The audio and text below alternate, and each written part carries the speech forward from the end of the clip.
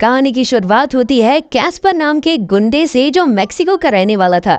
एक दिन उसने बेनितो नाम के एक लड़के को अपनी गैंग में शामिल करने की सोची और उसे अपने लीडर मागो के सामने लेकर आया। मागो ने बेनितो को देखा और फिर उसे अपनी गैंग के गुंडों से मुकाबला करने को कहा। बेनितो की ताकत और उसका जज्बा देखकर मागो काफी खुश हुआ, इसलिए उसने बेनितो को अपनी गैंग में शामिल कर लिया। इसके बाद उसने बेनितो का नाम बदलकर स्माइली रख दिया। पता चलता है कि कैस्पर मार्था नाम की एक लड़की से प्यार करता था, लेकिन वो कैस्पर के कामकाज से बिल्कुल अनजान थी। उसने कई बार कैस्पर से पूछा भी, लेकिन कैस्पर ने उसे कभी सच नहीं बताया। वो नहीं चाहता था कि मार्था के बारे में उसकी गैंग को हल्की सी भी भनक लगे, इसलिए वो हमेशा उससे छिपकर मिलता था।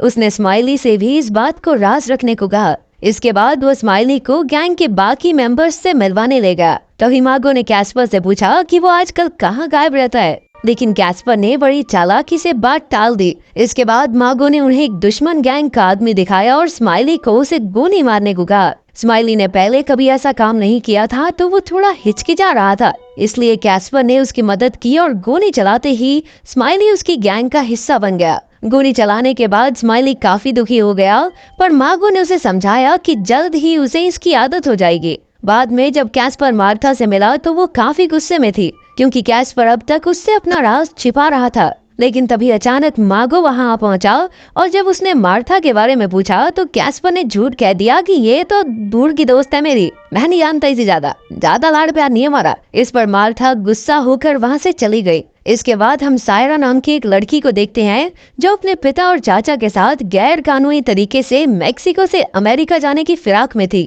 जब वो तीनों साथ में एक जंगल से गुजर रहे थे तो उसके चाचा ने उसे एक फोन नंबर दिया और कहा कि अगर रास्ते में कुछ भी हो जाए तो वो इस नंबर पर उसके परिवार को खबर कर दे। इसके बाद वो चलते चलते मेक्सिको शहर तक पहुंचे और फिर उन्होंने गैर कानूनी तरीके से एक ट्रेन में छिपकर यूएस से जाने का फैसला किया। इधर मागो ने अपनी गैंग की एक मीटिंग बुलाई और कैस्पर पर अपनी जिम्मेदारी ठीक से ना निभाने का इल्जाम लगाया। फिर जैसे ही मीटिंग हुई तो अचानक मार्था उसे ढूंढते हुए वहां आ गई और उसे देखकर कैस्पर काफी घबरा गया। वो उसे गैंग से दूर रखना चाहता था, लेकिन अब मागो ने उन्हें देख लिया था। इसके बाद मागो मार्था को अपने साथ अंदर ले गया और बाकी गैंग वालों ने कैस्पर को बुरी तरह पीटना शुरू कर दिया, क्योंकि उसने गैंग के सरदार से झूठ कहा था। उधर मार्था से बात करके मागो को पता चला कि मार्था कैस्पर की गर्लफ्रेंड है और उसी के साथ समय बिताने के चक्कर में कैस्पर अक्सर गायब रहता था। इसके बाद मागो ने हैवानियत में आकर मार्था से जबरदस्ती करने की कोशिश की, लेकिन जब उसने मना किया तो मागो ने उसे जान से मार दिया।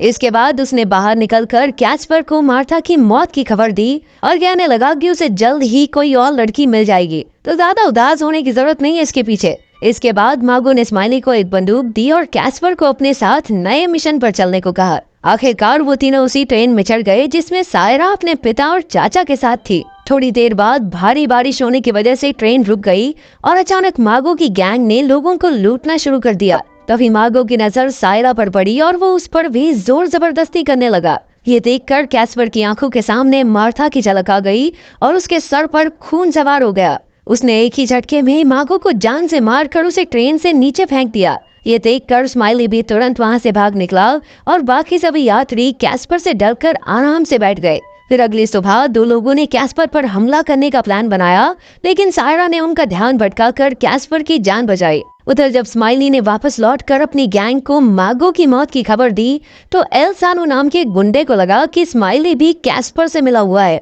वो गद्दारी के जुर्म में स्माइली को जान से मारने ही वाला था कि स्माइली ने उसे वादा किया कि वो कैस्पर को ढूंढ कर लाएगा। आखिरकार एल सालो मान गया और उसने स्माइली को एक बंदूक देकर कैस्पर को गोली मारने का ऑर्डर दिया, लेकिन साथ ही साथ उसने ये भी कहा कि अगर स्माइली कैस्पर को नहीं मार सका तो वो उसे जरूर मार देंगे। इसके बाद स्माइली वहां से निकल तो गया, लेकिन एल सालो को यकीन नहीं था कि वो ये काम सच में कर पाएगा, इसलिए उसने अमेरिका में मौजूद अपने साथियों से मदद मांगने का फैसला किया। उधर कैस्पर ट्रेन में ही सवार था जब एल सालो ने उसे मैसेज करके जान से मार डालने की धमकी दी। उसे कुछ समझ नहीं आ रहा था कि अब उसे क्या करना है, पर तभी सायरा ने वहां आकर उससे बातचीत की और उसे खाना दिया। कैस्पर ने हिचकिचाते हुए खाना लिया और उसे अपना असली नाम बताया। इसके बाद ट्रेन आगे बढ़ती रही और एक स्टेशन पर कैस्पर ने अपना फोन नीचे गिरा दिया, क्योंकि वो जानता था कि एल सालो इसके जरिए उस तक पहुंच जाएगा। इसके बाद जब ट्रेन अगले स्टेशन पर रुकी तो सायरा ने एक बार फिर से कैस्पर से पूछा कि वो कहाँ जा रहा है। पर तभी उसके पिता वहां आकर उसे डांटने लगे। वो नहीं चाहते थे कि सायरा एक हत्यारे से बात करे, लेकिन सायरा ने उन्हें समझाया कि कैस्पर जरूर किसी मुसीबत में है, इसलिए उन्हें उसकी मदद करनी चाहिए। पर उसके पिता कुछ सुनने को तैयार नहीं थे, इसलिए सायरा गुस्से में वहां से चली गई। उसे मेक्सिको में स्माइली डैनी नाम के एक और गैंग लीडर से मिला और उन्हें बताया कि वो मारा गैंग का मेंबर है। वो चाहता था कि डैनी कैस्पर को ढूंढने में उसकी मदद करे, जिस पर डैनी फट से राजी हो गया। उधर कैस्पर और सायरा में फिर से बातें शुरू हुई और कैस्पर ने उसे बताया कि वो जिंदगी में एक बार हवाई जहाज में जरूर बैठना चाहता है। इसके बाद सायरा कहने लगी कि एक ज्योतिष ने उसे बताया था कि वो एक शैतान के साथ अमेरिका जाएगी और अब उसे लगता है कि शायद वो कैस्पर ही है। इस पर कैस्पर ने कहा कि जब वो दोनों यूएस पहुंच जाएंगे तो वो सायरा को हवाई जहाज की फैक्ट्री दिखाने ले जाएगा। फिर सायरा ने उसे अपने साथ ही रुकने को कहा, लेकिन कैस्पर ने इनकार कर दिया क्योंकि उसे यकीन था कि मारा गैंग के गुंडे उसे जल्द ही ढूंढ निकालेंगे। उधर स्माइली और डैनी की गैंग मिलकर कैस्पर को ढूंढ रहे थे।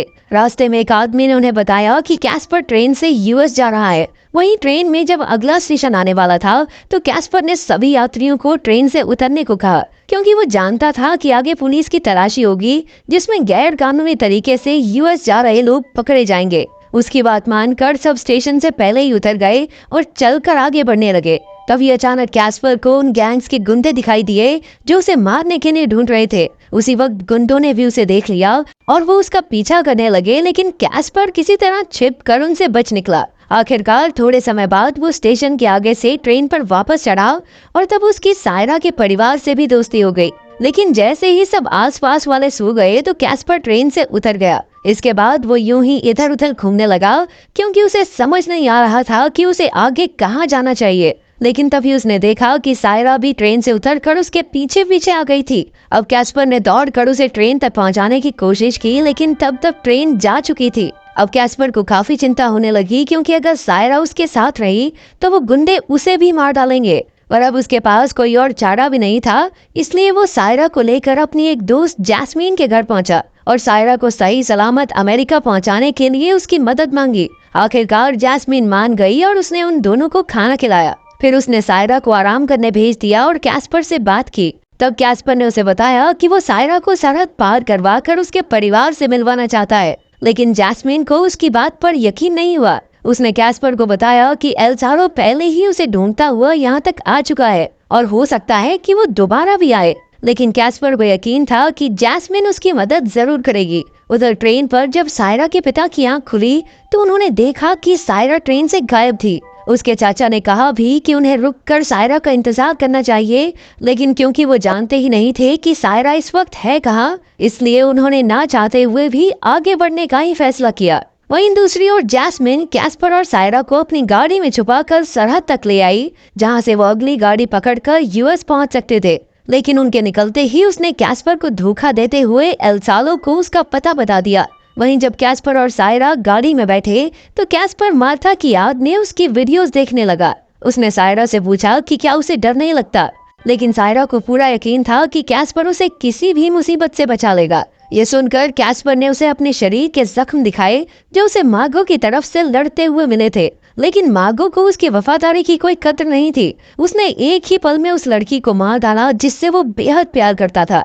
कैस्पर को लगता था कि उसकी जिंदगी तो बर्बाद हो ही चुकी है और अगर सायरा उसके साथ रही तो उसकी जिंदगी भी तबाह हो जाएगी। खैर फिर वो गाड़ी में छिपकर किसी तरह चेक पॉइंट से आगे निकल आए, पर जैस्मीन के खबर करने के बाद एल्सालो के गुंडे भी कैस्पर के पीछे पीछे आ गए। उधर यूएस जा रही ट्रेन पर अचानक पुलिस तलाशी लेने पहुंची तो सायरा का बाप तो उन्हें देखते ही भाग निकला, लेकिन इस हड़बड़ी में वो अचानक ट्रेन से गिर गया और उसकी मौके पर ही मौत हो गई। वहीं दूसरी ओर सायरा और कैस्पर एक कैंप में पहुंचे जहां सायरा को कुछ लोग मिले जो उसके साथ पहले ट्रेन में जा रहे थे। जब सायरा ने उनसे अपने परिवार के बारे में पूछा तो पता चला कि उसके पिता की मौत हो गई है। ये खबर सुनकर वो पूरी तरह से टूट गई और एक चर्च में जाकर फूट फूट कर रोने लगी। तभी कैस्पर वहां आया और उसने सायरा को हौसला दिया। आखिरकार वो दोनों कैंप से बाहर आ गए और कैस्पर ने सायरा से वादा किया कि वो उसे न्यू जर्सी पहुंचा कर रहेगा। उसके पिता के मर जाने के बाद अब सायरा को ही अपनी छोटी बहनों का ध्यान रखना होगा। सायरा ने उससे वादा किया, लेकिन उसे कैस्पर की भी चिंता हो रही थी। सायरा ने कैस्पर को भी अपने साथ चलने को कहा और आखिरकार वो मान भी गया। इसके बाद वो दोनों चलते चलते एक नदी तक पहुंचे जिसके उस पार अमेरिका की जमीन थी। अब उन्होंने तैरकर ये नदी पार करने का फैसला किया। सबसे पहले सायरा नदी में कूदी, पर तभी अचानक एल सालो के आदमी वहां आ पहुंचे और उन्होंने कैस्पर पर हमला कर दिया। कैस्पर तुरंत वहां से भाग निकला, लेकिन अचानक उसके रास्ते में स्माइली आ गया और उसने एक ही झटके में कैस्पर को गोली से उड़ा दिया। जब सायरा को गोलियों की आवाज आई तो उसने देखा स्माइली और बाकी गुंडों ने कैस्पर के चीथड़े उड़ा दिए थे। कैस्पर को अपनी आंखों के सामने मरता देख वो एक बार फिर से टूट गई। उसने नदी पार की और फिर पूरी रात नदी किनारे बैठी रही। फिर सुबह होते ही वो अमेरिका में घुस गई और वहां पहुंच कर अपने परिवार वालों को फोन किया। इसके बाद हम देखते हैं कि कैस्पर को मारने के इनाम में स्माइली के होठों पर गैंग का टैटू बनाकर उसे गैंग का एक परमानेंट मेंबर बना लिया गया। चाहे कैस्पर मन से अच्छा हो, लेकिन मासूम लोगों का खून तो उसके भी हाथों पर था।